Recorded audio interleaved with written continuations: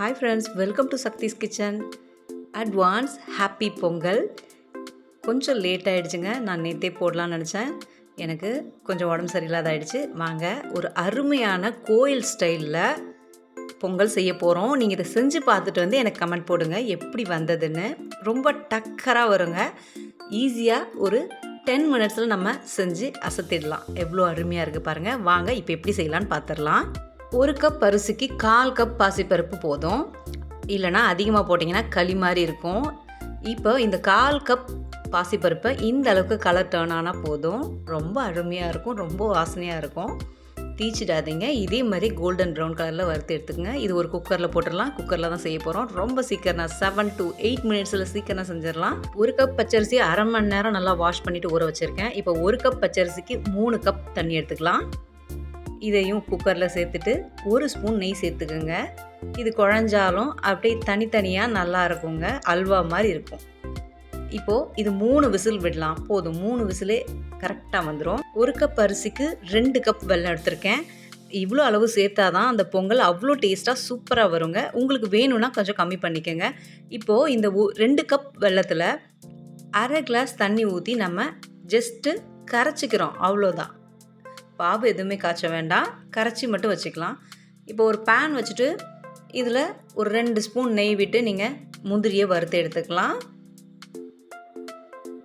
அந்த cooker whistle வர்ற நேரத்துக்கு நீங்கள் இந்த வெல்லம், இந்த முந்திரி பருப்பெல்லாம் வறுத்து எடுத்து வச்சிட்டிங்கன்னா குயிக்காக செஞ்சிடலாங்க. ரொம்ப டேஸ்ட்டாக வரும். இப்போ கலர் டேர்ன் ஆகிடுச்சு, எடுத்து வச்சிடலாம். 3 விசிலும் வந்துருச்சு. இப்போ ப்ரெஷர் எல்லாமே போயிடுச்சுங்க. ஓப்பன் பண்ணால் பார்த்தா முழுசாக இருக்க மாதிரி தான் இருக்கும், நெய் போட்டதால். ஒன்றுக்கு ஒன்று ஒட்டாமல். இப்போ இதை நல்லா மிக்ஸ் பண்ணி விடணும். மிக்ஸ் பண்ணிவிட்டு ஒரு 3 ஸ்பூன் அளவுக்கு நெய் விட்டுக்கோங்க. இப்போ நல்லா மிக்ஸ் பண்ணுங்கள். குழையும் போது இந்த களி மாதிரி கட்டிக்காமல் நல்லா குழஞ்சும் வரும். தனித்தனியாக இருக்கும். அல்வா பதம்னு சொல்லுவோம் இல்லையா, அந்த மாதிரி இருக்கும். இப்போ இந்த சாதத்தை குழச்சி விட்டுட்டு இது மிக்ஸ் பண்ணாலே குழஞ்சிரும். இப்போ இதில் வெள்ளைப்பாகு ஊற்றிக்கலாம். ஊற்றிட்டு வடிகட்டி எடுத்துக்கலாம். ஏன்னா நிறைய கல்லெல்லாம் இருக்கும். இப்போ இதை மிக்ஸ் பண்ணிக்கோங்க. இந்த ஸ்டேஜில் நீங்கள் பால் வேணும்னா நீங்கள் சேர்த்துக்கோங்க. நான் நெய் அதிகமாக சேர்த்துருக்கிறதால பால் சேர்க்கலை. ஏன்னா கோயில் பொங்கல் வந்து காலையில் செஞ்சால் சாயந்தரம் வரைக்கும் வர்ற பக்தர்களுக்கு கொடுப்பாங்க. கெட்டு போகாமல் இருக்கணுன்றதாக நெய் தான் அதிகமாக சேர்ப்பாங்க. சக்கரை பாகு சேர்த்துட்டு நல்லா ஒரு 5 நிமிஷம் இந்த மாதிரி பபுள் வர மாதிரி வரட்டும். இப்போது 7-8 ஏலக்காய் சேர்த்துக்குங்க. 1/4 கிலோ அரிசிக்கு 7-8 ஏலக்காய் சேர்த்திங்கன்னா நல்லாயிருக்கும். பச்சை கற்பூரம் கண்டிப்பாக சேருங்க. கோயில் சீக்ரெட் இது தாங்க.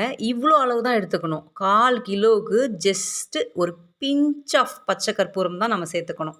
இதை நல்லா நசுக்கி தூளாக்கி போடுங்க. அதிகமாக போட்டிங்கன்னா கசப்பாக இருக்கும். கொஞ்சமாக போட்டிங்கன்னா சூப்பராக இருக்கும். இப்போது வறுத்து வச்ச முந்திரியும் சேர்த்துக்கலாம். நீங்கள் திராட்சை வேணாலும் போட்டுக்குங்க. நான் முந்திரி மட்டும் போதும்னு போட்டிருக்கேன். இப்போது நெய் 1/2 கப் ஊற்றிக்கலாம். நெய் உங்கள் இஷ்டம், நீங்கள் எவ்வளோ வேணாலும் சேர்த்துக்குங்க. ஆனால் 1/2 கப் ஊற்றுனீங்கன்னா அதோட டேஸ்ட்டே தனிதாங்க. நம்ம உடம்புக்கு சாப்பிட்றது என்றைக்குமே கணக்கு பார்க்கக்கூடாது. இல்லைனா நாளைக்கு நமக்கு பின்னாடி மருந்து செலவு அதிகமாக வச்சிரும்.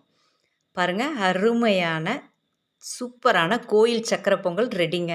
இந்த மெத்தடில் செஞ்சு கொடுத்து அசத்திடுங்க. எவ்வளோ அருமையாக வந்திருக்கு பாருங்கள். பார்க்க அவ்வளோ சூப்பராக இருக்குது பாருங்கள். கரண்டியில் எடுக்கும்போது உங்களுக்கு நல்லா தெரியும்.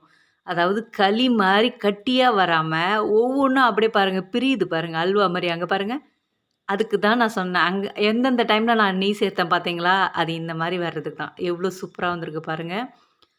உங்களுக்கு அருமையாக வரும். இந்த மெத்தடில் நீங்கள் செஞ்சு பாருங்கள். செம்ம டக்கராக வரும். அதுவும் ஊற ஊற சாயந்தரம் வரைக்கும் நீங்கள் வச்சு சாப்பிட்டு பாருங்கள். அவ்வளோ அருமையாக, அவ்வளோ டேஸ்ட்டாக இருக்குங்க. ரொம்ப என்ஜாய் பண்ணோம் நாங்கள் சாப்பிட்டுட்டு. நீங்களும் சாப்பிட்டு என்ஜாய் பண்ணுங்கள். நீங்கள் செஞ்சு பார்த்துட்டு வந்து எனக்கு எப்படி வந்ததுன்னு கமெண்ட் போடுங்க.